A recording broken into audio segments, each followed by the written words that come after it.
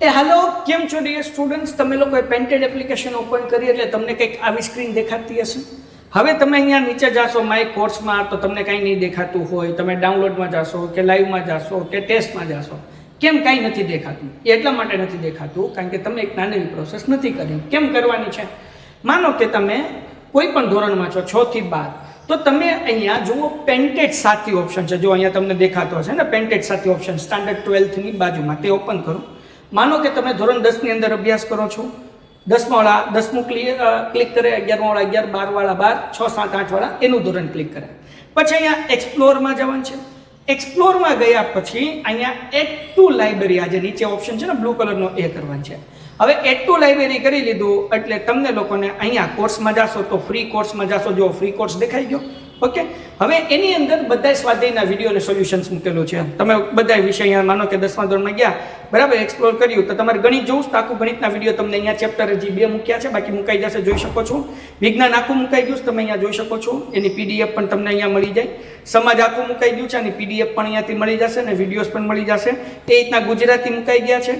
Free live lecture આપણે એપ્લિકેશનમાં લઈએ છીએ તો એ પણ અહીંયા મુકાઈ જશે. જે ટેસ્ટ હશે એ ટેસ્ટ પણ અહીંયા મુકાઈ જશે, જે તમે જોઈ શકશો.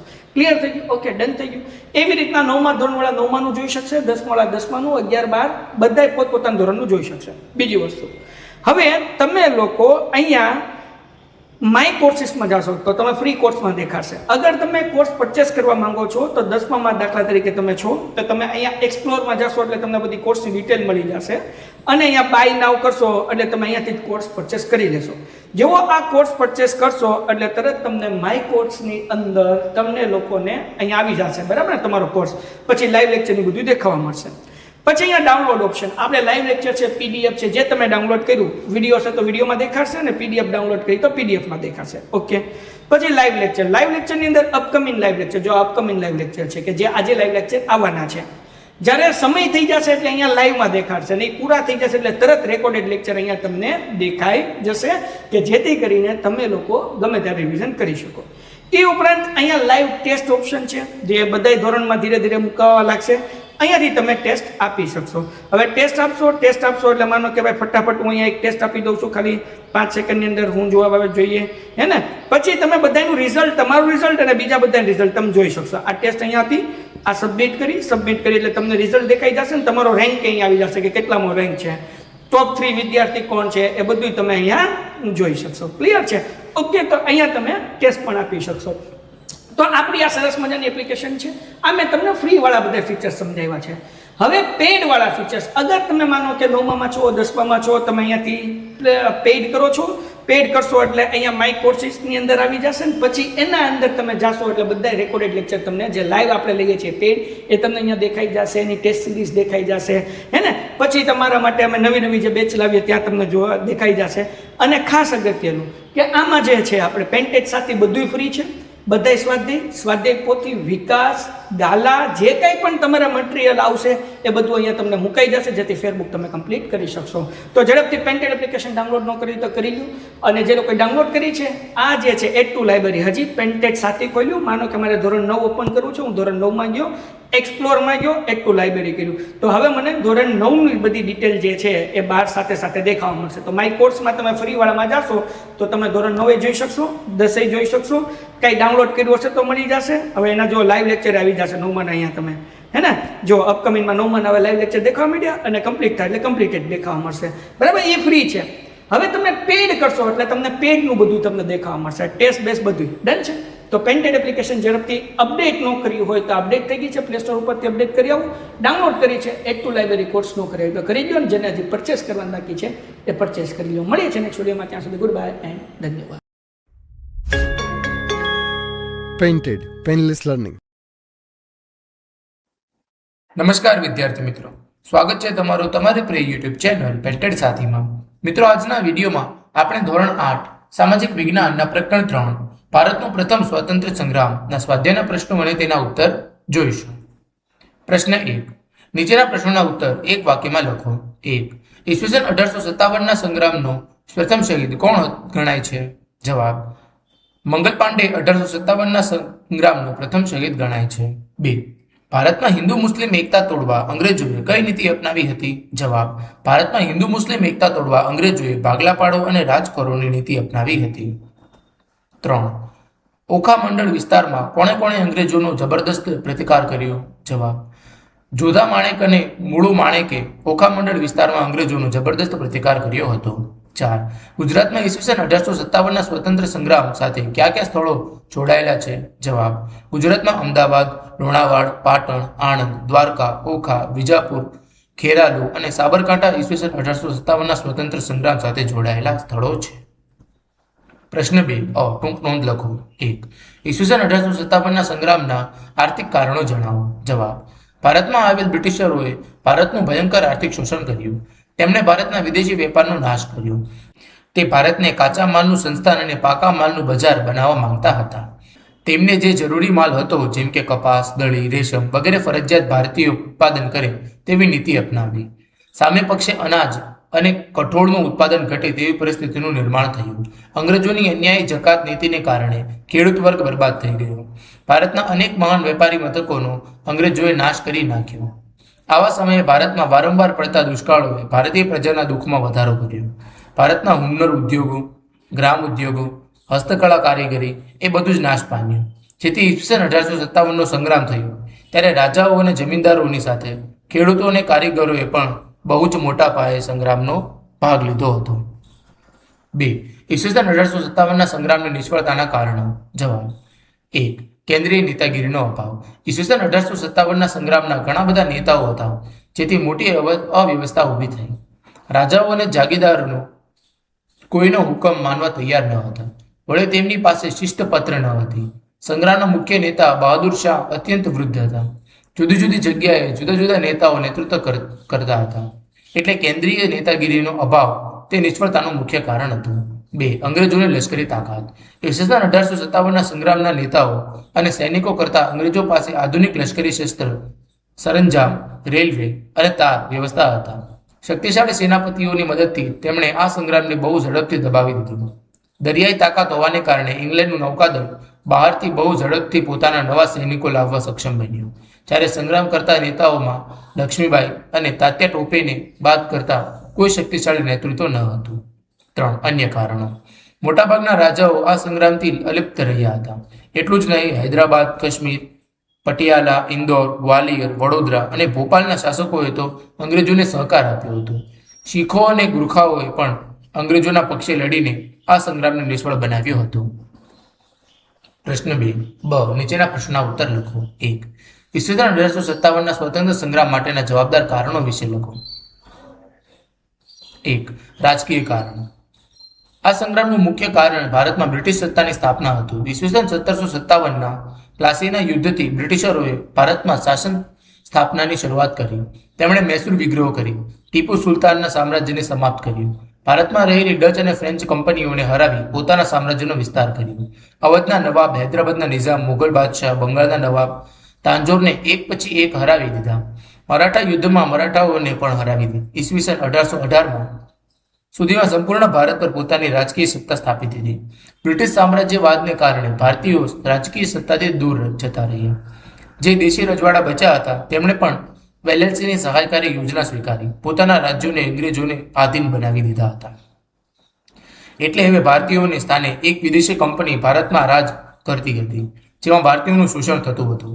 તે પરિસ્થિતિ આ સંગ્રામનું મુખ્ય કારણ બન્યું. ડેલહાઉસીએ એક આક્રમક ખાલસા નીતિ દ્વારા સતારા, સંબલપુર, ઝાંસી, નાગપુર, અવધ જેવા રાજ્યોને બ્રિટિશ સામ્રાજ્યમાં ભેળવી દીધા.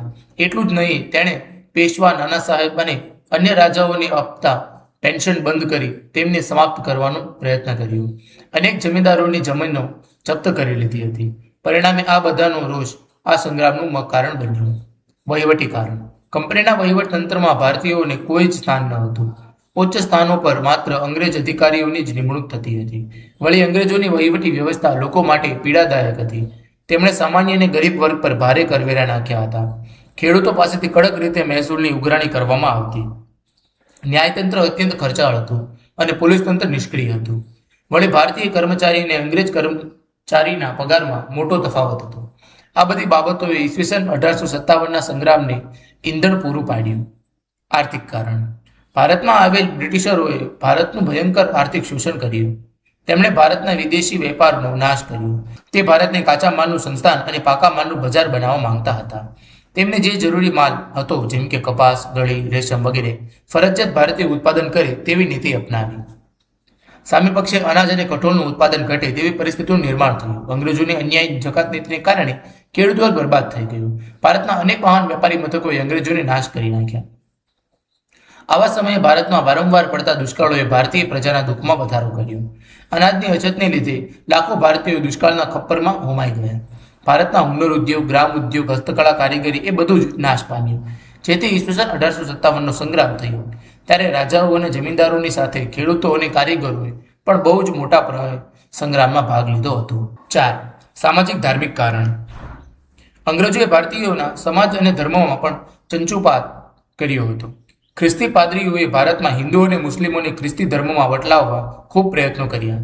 તેમને સરકારનું રક્ષણ હતું. ઈસવીસન 1850માં અંગ્રેજોએ એક કાયદો કરી જે હિન્દુ કે મુસ્લિમ ખ્રિસ્તી થાય તેમને પૈતૃક મિલકતોમાં હિસ્સો મળી શકે તેમ ઠરાવ્યું. તેનાથી હિન્દુઓની શંકા વધારે દૃઢ થઈ.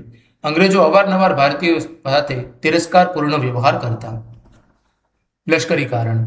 ભારતનો આ સંગ્રામ સૌપ્રથમ ભારતીય સૈનિકોએ કર્યો હતો. તેનું કારણ ભારતીય સૈનિકો સાથેની અંગ્રેજોની શોષણખોર નીતિ હતી. કઠોર લશ્કરી સેવાઓ બજાવવા છતાં હિન્દી સૈનિકોના પગાર ભથ્થા અને સગવડ અત્યંત નિમ્ન કોટીના હતા.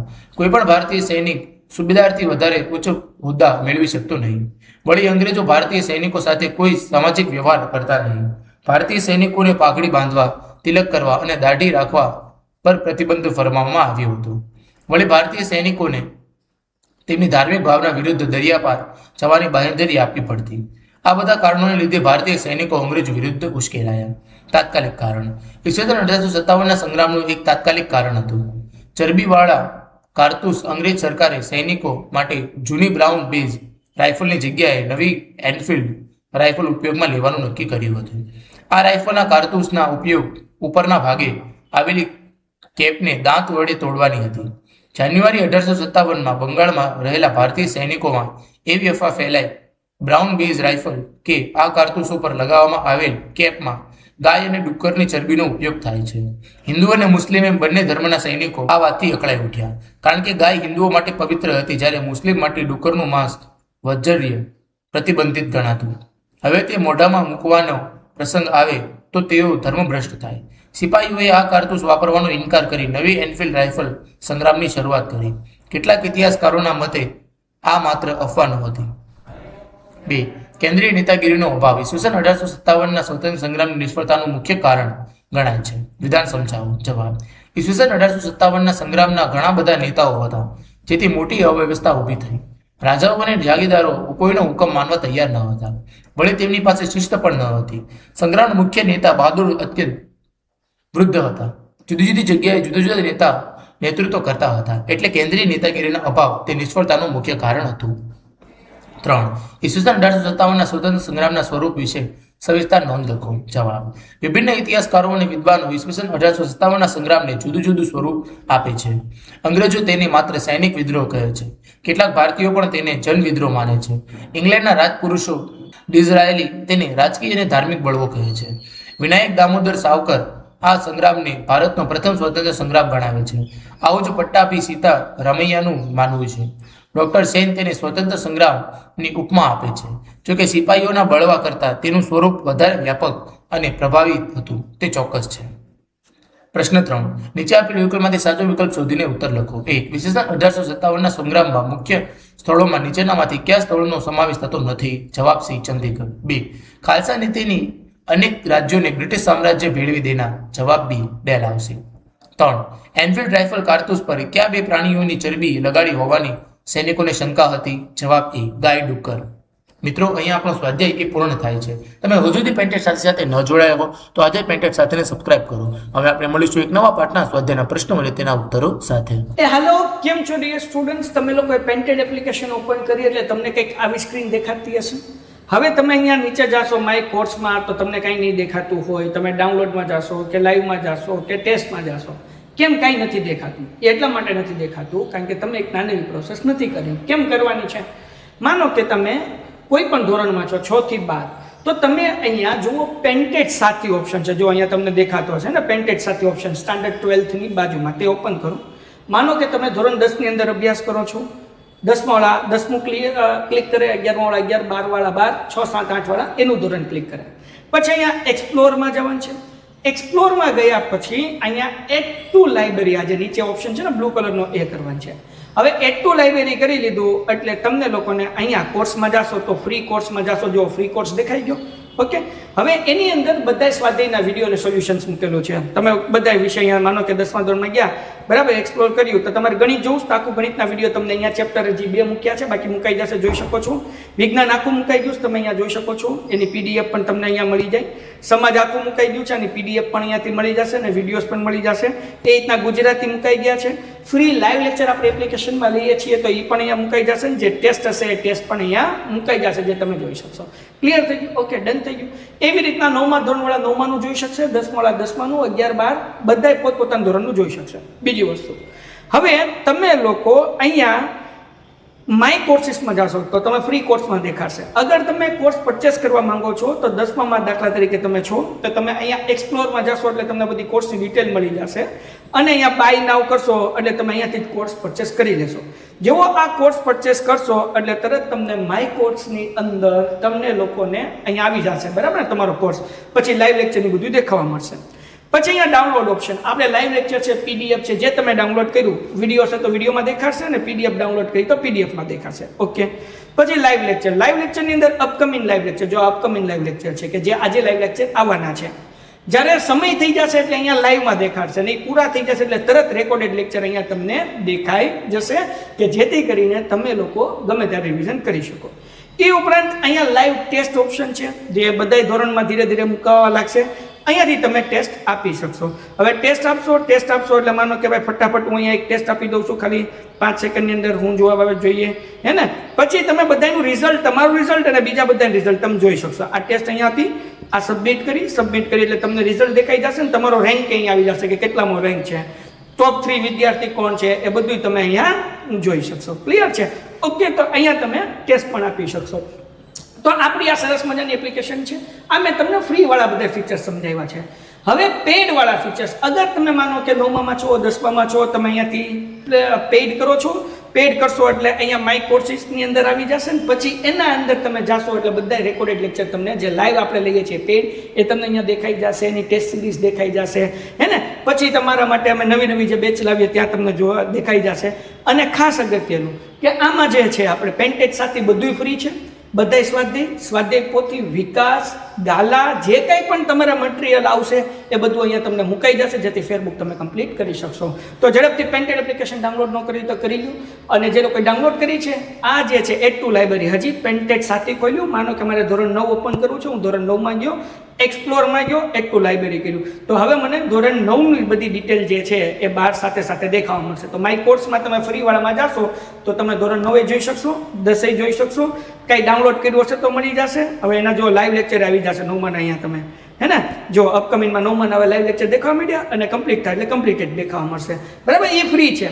હવે તમે પેડ કરશો એટલે તમને પેડનું બધું તમને દેખાવા મળશે, ટેસ્ટ બેસ બધું ડન છે.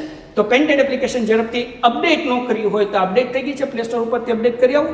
ડાઉનલોડ કરી છે, એડ ટુ લાઇબ્રેરી કોર્સ ન કરી તો કરી દો, અને જેને હજી પરચેસ કરવાનું બાકી છે એ પરચેસ કરી લો. મળીએ છીએ નેક્સ્ટ વિડીયોમાં, ત્યાં સુધી ગુડ બાય એન્ડ ધન્યવાદ. Painted, Painless Learning.